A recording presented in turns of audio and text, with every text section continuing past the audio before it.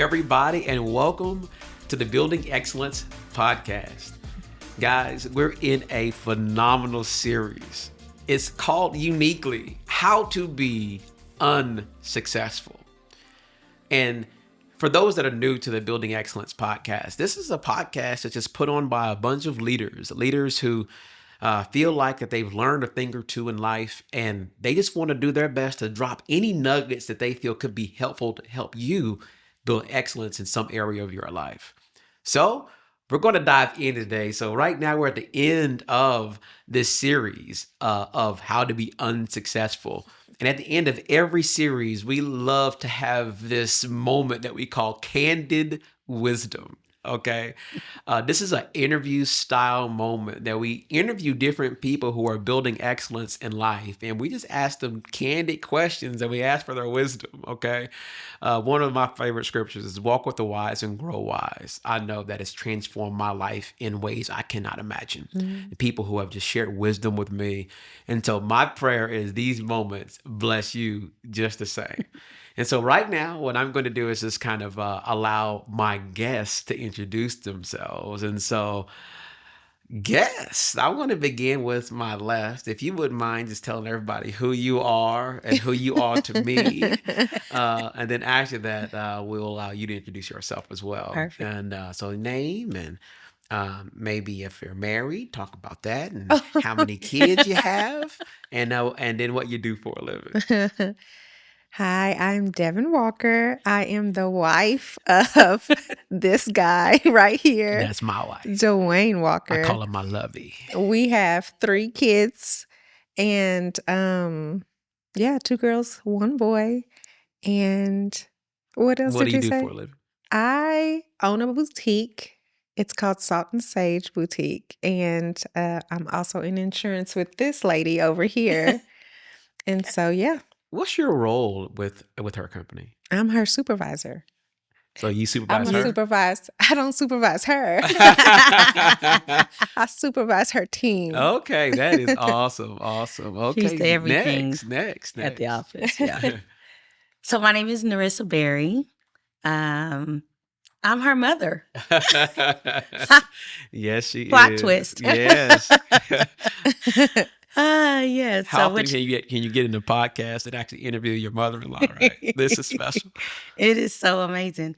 I'm just proud of y'all. So which means that you are my son-in-law. Amen to that. So yes, my name is Narissa Berry and I am the agency owner of the Narissa Berry Insurance Agency, where we actually assist clients by being able to shop multiple carriers for them. So we're not captive, even though I don't like that word, like captive. We're not captive to one insurance company. We're able to just go out and get what they need for their particular, whether it's personal or commercial, whatever they need, we're able to do that. So, and I have an amazing team. God has really blessed me to have an amazing team, including Devin. Devin was my first hire. Wow. 14 years ago. 14 years ago. So how long have you been in like ownership of an insurance agency? So since 2010. 10? Wow. Yeah, okay. since 2010. So actually it was January 2010 when I was a captive agent. Okay. And then transitioned at the end of 2019, just before that good old pandemic, to be an independent insurance agent, which I love. I loved being captive because I learned a lot. Yes. I learned a lot about what to do, about what not to do, about being an insurance agent and running a business and all of that. And so, which really groomed me to be in the space that I'm in today. So I love it. Okay. And so I love for people that are watching us to know kind of your family dynamic. So how many children do you have? I know this is one of them. Right. Are you married? All that. I am married. Ooh, come on. So yeah, man, I'm sorry. Right. Okay. I am married to my wonderful husband, John Kevin Berry, Ooh, retired chief for the Oklahoma City Fire Department. Wow. Woo-hoo, Okay. hey, boo. Okay. But Devin is our oldest daughter. Okay. And our youngest daughter is Deanna. Okay. Who is also married with children. Okay. And so, so we're grandparents of your 3 beautiful children and her 2 beautiful children. So we're grandparents of 5. And it's it's wonderful to be Wow. able to spoil your grandchildren and send them back to y'all. Wow. You know, we get to do all the yeses and say, I don't know why your mama and daddy did that. You know? Oh my. Facts. Oh my goodness. Well, y'all, let's dive into this thing, okay? Y'all ready to dive in? Yeah. So, Yeah. this is a phenomenal series that's helping so many people. This series is called How to Be Unsuccessful, okay? I want to really dive into a specific part of your dynamic, okay? First, I guess this first question is for you, Devin. I know this interview is really more so about Narissa and learning from her, but before I tee up that question for her, I want to ask you something. Mhm. You have something on your arm that you and your mom and your sister did together. What Mhm. is that? Tattoo. It's a tattoo. Okay, what is that tattoo exactly?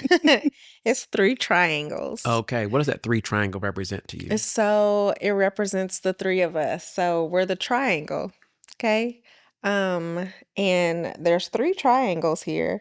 And I have the shaded middle one because it's mom, me, then my sister Deanna. So yep, Wow, so all it 3 just of y'all have represents it, and all us. 3 of y'all have a shaded component Yes, representing who We you are. do. exactly. Wow, Mm-hmm. wow, That's Yep. her only tattoo. wow. That is my only The reason why I asked that first is not only is that tattoo unique, I really truly believe that your relationship with your mom, your Mhm. sister's relationship with your mom is incredibly unique. Mhm.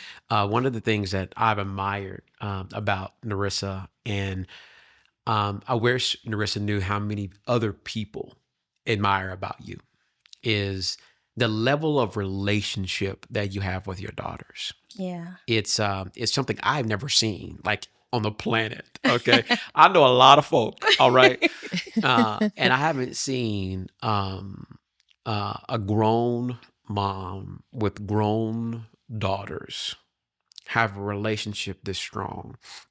I actually, I'm going to ask you this question: if somebody is wanting to have a relationship with their daughters that's this Mhm. strong, how do they be unsuccessful at that? What would make it not possible? Yeah, that's a really good question. I would say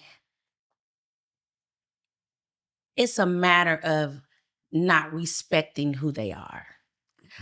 So, you know, growing up, you know, you look at, hopefully you learn from where you've come from, right? Because you don't want history to repeat itself. And so that was my goal.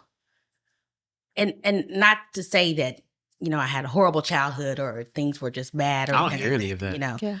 But I wanted to grow upon where I was, right? Totally. And so I wanted them to have the opportunities to be better than me. Mm. And for me, early on, I just realized that they were a gift, not something that I could control. Wow. So I really wanted them to know that, first of all, what would I say all the time? Remember who you are and whose you are. Mhm. And that was very important because I wanted them to understand what their value is, and not that I was a mother that was going to, this is what you're going to do. Because Just do it because I said it. Mhm. Right. Because, or I didn't want to be the type of parent that, if you see me do it, you know, you can't do it. Mhm. You know what I mean? And so it's just one of those things, do what I say, not what I do. You know, you've heard that a lot. So I wanted to not only try to be an example of these are the mistakes that I made, but I respect your opinion. I respect who you are as a growing woman. And I really did value them. And because I placed that value on them, I wanted them to understand who they were. And not just in our relationship, but in Christ. Because that was really, really important. I knew who I was in Christ, but I don't think I valued it. And I don't think that I valued who I was as a person, which is why I was always trying to people please. And I didn't want them to have that that yearning to have the approval of other people, because people can sway you. And if you don't have the confidence of who you are, then you can be easily swayed. Mm-hmm. So I never wanted to try to, even in their, your marriages, I don't try to say, well, you should do this or you should tell your husband. I don't do that. And I do see a lot of people. But it's true though. And I do see a lot of people do that. And I just think that does your children an injustice and their relationship an injustice. Wow. Okay, so I heard a number of things there. So I want to re-say a couple just in case I missed one. So I heard one that, okay, if you want to be unsuccessful at having a phenomenal relationship with your children when they're grown, try to control them. Okay. Another thing that I heard is, which is a part of the control, and that is, don't let them be who they are. So I heard that. And I also heard another piece that don't let them be confident. Like you were saying that you instilled confidence in them. You didn't want them to be people pleasers. And so if they want to be unsuccessful, don't let them be confident. Tear that confidence down. Exactly. Make them please everybody. Wow. Is there anything else that we missed there? And I think that, just kind of circling back to not teaching them how to, respect themselves as women. Because a lot of times in society, women are, historically, we have to kind of like, be in the background and not be confident in who we are as women. And so I think that's why our triangle is so strong, because we respect each other as women and we respect other women. Wow. Even as friends, we don't, our friends, we're there to support each other. And we're not there to tell you how you should operate in your own relationships. But we just really want to be an example of that. I wanted them to be examples. And I think if you don't want your children to be successful, make sure that they don't understand who they are. Wow. We can't place the burden of who we were not as children on our children. And we can't place the burden of, because I didn't succeed, I'm going to put that pressure on my child. And I never wanted that for them. Wow. Okay, so I have another question to ask you, Devin. How many times would you say you talk to your mom per day? You know what? That is so rude. We not only do we work together, but when I'm dropping our children off at school, we're on the phone. So this is before work. This is before work. Okay. When I leave work, she'll call me when she leaves work. Or if, I have a thought or something that I meant to tell her when I saw her all day, I will call her. We work out together. So How often do y'all work out typically? How many times a week-ish? 3 to 4. 3 to 4 Wow. Okay. days Got a it. week. Got it. So in that an hour, so we see each other while we're working out. We travel together. So I would say multiple times a day I talk to her. And if you had to guess how many times your sister talked to her, what would be your guess per day? So one of us is always on the phone. So if she doesn't pick up, I'll call my sister, and my sister's like, "Hold on, let me merge you in the conversation with me and mom." And then So we're the triangle is on the call. phone every day. That's every single day. Yeah. And she lives in St. Louis. So we try to really stay connected. And it's not even a try. It's we do stay connected. It's just how it is. I asked that question. I already knew the answer to it because I experienced it. All the husbands have a pact that they talk about 6 times a day outside of work, and we can't tell them nothing. They're gonna tell each other. So praise God on that. The reason why I asked that is because I wanted the audience to have even an understanding of the depth of relationship, how often y'all talk, because that's going to set up this question that I have that I think that many people have challenges with, even myself. Okay. I know the answer to this question, but I want to hear it from your words, and then I'm gonna have a follow-up question. Okay. Mhm. So this one's gonna be really easy and quick.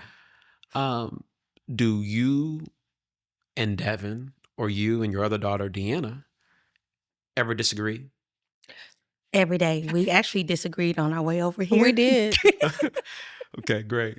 Mhm. Do y'all ever disagree at a point to where you're actually mad at each other? Oh, yeah. Yeah, absolutely. But y'all still talk on a regular basis. Yes. So here's my question. How do I be unsuccessful at navigating family conflict to be able to have the relationship that you continue to have with your daughters? How would I be unsuccessful at that? That's an easy question. Mm. To be unsuccessful is to operate in your insecurities. Talk about that. As parents, right, we operate, it's easy to operate in your insecurities because that's what I'm familiar with. Mm. And so if I operate in my insecurities, as dysfunctional as that may be, then our relationship will continue to be unsuccessful and dysfunctional. Because people are, when they become familiar with dysfunction, that's the easiest space to be in. So on the flip side of that, to be successful at that is that I had to become uncomfortable with allowing them to grow. I had to become uncomfortable with being okay that we disagree. I had to become uncomfortable as the parent to say, okay, they have their own opinions. They have their own way of doing things. They have their own values that can be different from mine. And so if I allow for my insecurities to overtake that, then they won't grow. Then they'll stay dysfunctional. Then they will become insecure. And that's what I didn't want for them. So I really did pray a lot, like, okay, God, am I operating in my insecurity? And there would be nights when I would be like, when I would let them go beyond what I felt as, trying to hold them this close. There would be nights I'd be like, whew. When they were children and in your house? Yes. Got it. Where I would just suffer through my insecurity because I know what I was feeling. And I think sometimes when, as parents, if you sink into that, then you'll smother your children, and they won't develop into the confident women or young men that they are designed to be when you operate in yours. So that's an easy question. Wow. So I got to dive into that more because I just think that so many families, siblings, mother and child, their relationship gets fractured. Okay. Due to disagreement. Okay. And you mentioned like things like they don't agree with me, or they may not, their values may be different. There may be a decision that you think that they should make, but they didn't make it. So they actually said no. Right. And you don't like it. Right. I heard you say at the end of the day, our relationship isn't dependent on those things. Correct. So help us understand how to do that. Like, how do you do that? If you, like with your grown children, Right. if Devin said no, and you, Which she does, and all you were the like, time. yes, and you believe she is dead wrong. Like, how do you deal with that to keep a relationship? I made a decision a long time ago to respect her. I think that for me, it was a matter of respecting that she is a grown woman. And I think it just still goes back to the, when you have not released your own insecurities, you can't respect someone else's decisions. You all got married when she was young, right? Yes. How young? Oh man, She I was was 19. 19. And I received lots of flack You from definitely family. did. Definitely. This said, what are you letting her do? Mm, Why are you letting her do that? mm. And my response was, let. she, she's a grown woman. I'm screaming. That is funny. My goodness. So, but I do see that a lot of families probably would have been destroyed behind that decision because people had a plan for Devin. Mm-hmm. People said Devin needs to go to Bowie State. She needs to stay there for 4 years. She needs to this. Everybody was saying what she needed to do with her life. Yeah. That's her life. And my response was, I said, everybody's plan is not the same, because we're taught to, you're going to go, graduate from high school, go to college, get married, meet the right person, get married, everybody has this plan that you're supposed to go down, this path that you're supposed to go down. I said that's not Devin's plan. Wow. And I was very confident in my spirit that was, even though that went against what everybody in my family said. And I was like, it didn't make sense to me to tell a grown woman what she's supposed to do with her life. And I think a lot of families do that. Wow. They really do focus on, you need to be in this structure. Like, you need to be in this box here. You need to be in this structure. Or it's not, or we can't get along, or we can't. But that goes back to insecurities. That goes back to those insecurities. Because if you do something outside of the box that makes me insecure, if you do something outside of the box, then that attaches to my insecurities because I never stepped outside the box. Mm-hmm. So I need you to be in the box with me. Unhappy. I need you to be in an unhappy, dysfunctional box so we can all be unhappy and dysfunctional in this. And the box is messy. Yeah. Don't nobody want to do that. And with that said, I thank you for that. Yeah. Wow. Thank you, girl. Because I got my bestie with me Right. here. So I got two besties. Right. Wow. So yeah. That was incredibly rich. I'm gonna do my best to recap that. That's a whole lot. Hopefully, y'all was taking some notes on that one. If you want to be unsuccessful at having a family that is as strong as this family, you make your family only love if you agree with me. Mm-hmm. Mm-hmm. If you say yes when I want you to say yes, when you say no when I want you to say no, and when we disagree, I'm always right. Mm-hmm. If you want to be successful, you just, what I heard from Narissa is that I pre-decided that they are different than me. There will be moments that we don't agree, but you know what? I still love them. I'm not putting my love on the plate. Only thing that's on the plate is the decision. Right. The love isn't optional. That's going to happen no matter what. Yeah. That is extremely powerful. Don't force everybody to be in your box. Everybody got their own box. Wow. Everybody got their own Everybody got their own box. For That is real. really good. All right, let me switch gears, man. I really thank you for that. Thank you. Of course, Devin told you that, we got 2 daughters, we have 1 son, and my personal goal relationship is what you have with your daughters. I'm like, that is my bar. I'm now going after that. So that And is. thank you for loving thank you for letting it be right. Let me be right. Because, child, listen. Yeah, they would have came after you.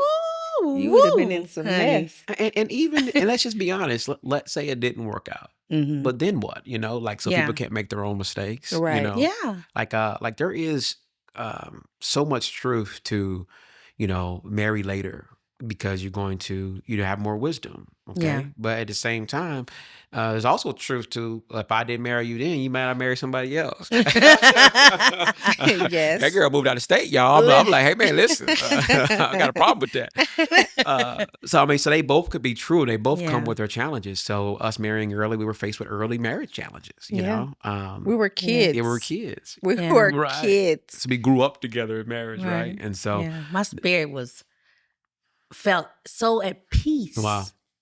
You know, my spirit was just really at peace Wow. when you came over to the house and said, I want to marry your daughter. I said, okay. But I also feel as though without that peace, Mhm. I may not have been bold enough to push through. Wow. Yeah. Yeah. I think who knows what have been everything hindered had then, to, right. Mhm. Everything had to fall in place. Yeah. Without your peace and you taking hits from everybody, Mhm. I was like, oh, I'm supposed to do this. Mhm. Yeah. I'm supposed to do this. Yeah. Even though I was just in love, you know.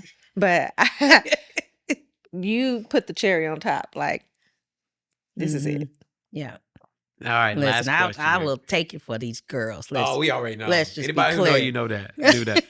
I got to get this last question in because people I Okay. think would be mad at me if I didn't at least talk about you as a business owner. Okay, because you have a unique ability of being able to be a phenomenal wife, phenomenal mother, but at the same time run a phenomenal business, right? If somebody is out there right now and they're like, man, you know what? I want to own an insurance agency. I want to be able to help people have things in place in case the worst happens. I want to serve people like that. What would make that person who aspires to be you one day unsuccessful? I was that unsuccessful. Wow. In the beginning, I didn't have a plan. And you know, it may sound cliche to say, you know, what's your business plan or what? I had none of that. Mhm. I had my raw natural talent to be a salesperson. Okay. And that was something that in my adult life that I've always excelled at. And I can remember when Devin was a baby. Remember when I worked for Software Exchange? Oh yeah, this was one of the best jobs. It was taking a kid to the candy store. So it was easy for me to sell because I am a natural. God has given me the gift of being naturally where I can form relationships with people. Okay. And so I didn't realize that it was a gift until later on in life. It was just natural. That was a natural thing that I was able to do. So when I got hired as a salesperson with this company, that's a small Oklahoma company, and I just excelled above everybody that was around me. And the boss, the owner of the company, because of that raw talent, put me in charge as the sales manager. I'll never forget it. And I was in charge. I'm 25 years old, in charge of men that are twice my age. And they weren't excelling, but didn't understand why. I was a good salesperson, but not a good manager of people at that time. And so I just had to learn to manage people better. Mhm. And in order for me the reason why I was unsuccessful at first when I became an insurance agent is because I didn't have a plan and I didn't know how to manage people. And so from that, I learned mistakes. I got into groups that developed my talent Mhm. and made me better. And then I was able to implement those things. Wow. Okay. So if you want to be unsuccessful, don't have a plan. Right. And don't learn how to lead people. Right. If you do want to be successful and you do want to figure out a way to create a plan, if you do want to grow in your ability to lead people, what should they do? One thing that my dad taught me was don't be afraid to hire people that are smarter than you. Mhm. And that's what I've done. I have, again, don't operate in your insecurities. A lot of people, business owners, managers, because they operate in their insecurities, are afraid to hire people that are better than them. And I'm confident in who I am as a person. I grew into that confidence. And because of that, I'm okay if people do better than me. I'm okay with if someone knows more than I do. Because what do they say? If you're the smartest person in the room, you need to change rooms. So I'm okay with that. And so I think a lot of times people, again, will operate in their insecurities, and that limits who you are. That limits the growth of your business. And I believe that that's why God has put me in this position, because I'm okay with saying, I did that wrong. That was not right. I said that to officers. I'm like, I messed that up. Wow. But a lot of managers of people, they're not okay with saying that. They want to be the boss. Okay, last question then. What helped you hire your first person? So many people are so afraid of growing a business beyond what they could do. Like that first moment when you said, I'm going to bring on somebody, like how did you get there? I knew I needed the help, and I was okay with admitting that I needed the help. And I had a vision that there was going to be more than just me. And in order for me to do that, I knew that I couldn't do it by myself. And so that was the thing. I knew that I know people who they are a one-man show, and that's okay if that's what you want to do. But for me, I knew that there was more. I knew that I could help more people, and not just help more people in the community, but employing people. There's a satisfaction in that. There's a satisfaction in making sure that the people that are on my team, that I'm able to help them with their families and able to, pour into them and to be an example of how we should treat people, be an example of how we should serve people. And it's not just about you selling a policy. It's about you really care about what's happening with those people. And people do say that we've had clients that leave us and then come back and say, I'm so sorry for leaving. They do. It's so funny. They say, I should have never left. Never. Because I don't take it for granted. I don't take it for granted that we're there to serve them. Well, if you want to be unsuccessful at running a successful insurance agency, decide, you know what? I'm going to operate in my insecurities. I'm not going to be a person that admits mistakes. I'm not going to be a person that understands that I need help if I want to grow. I'm not going to be a person who gets a plan, and nor am I going to be a person that learns how to manage people better. But if you do want to be successful, just admit your weaknesses. Be okay with asking for help. Be okay with hiring people who are better than you. Learn and continue to grow on how to lead people better. My goodness. Thank you. Make sure you create that plan. Create a plan, y'all. Create a plan. Before we get out of here, like if they are looking for somebody who could really serve them well with their insurance, if they're trying to figure out if they are covered appropriately, if they're paying the appropriate price, like how do they reach out to you? How do they contact you? Yeah, so you would just go to my website, www. Do you have to say that anymore? Yeah, I don't know if you do, but go ahead and tell them just in case. Type it on out. www. Then what? BerryInsures.com. That's BerryInsures.com. And our phone number is 405-512-6171. That is awesome. She's my agent. Amen. Thank y'all again for tuning into this phenomenal conversation. Candid Wisdom by Nerissa Berry on this Building Excellence podcast. I hope it's blessed you. Look forward to seeing you on our next episode. All right. Have a good day. Bye. Bye.